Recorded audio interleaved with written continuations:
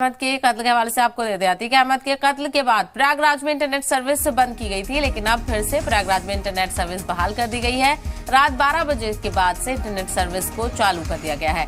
अतीक और अशरफ के कत्ल के बाद बंद की गई थी इंटरनेट सर्विस। अफवाहों को रोकने के लिए इंतजामिया ने यह फैसला लिया था। तो इस वक्त प्रयागराज हाई अलर्ट पर है। दफा 144 भी नाफिज है। ऐसे में अफवाहों को फैलने से रोकने के लिए इंतजामिया ने, पुलिस ने ये फैसला लिया था कि इंटरनेट सर्विस बंद कर दी जाएगी।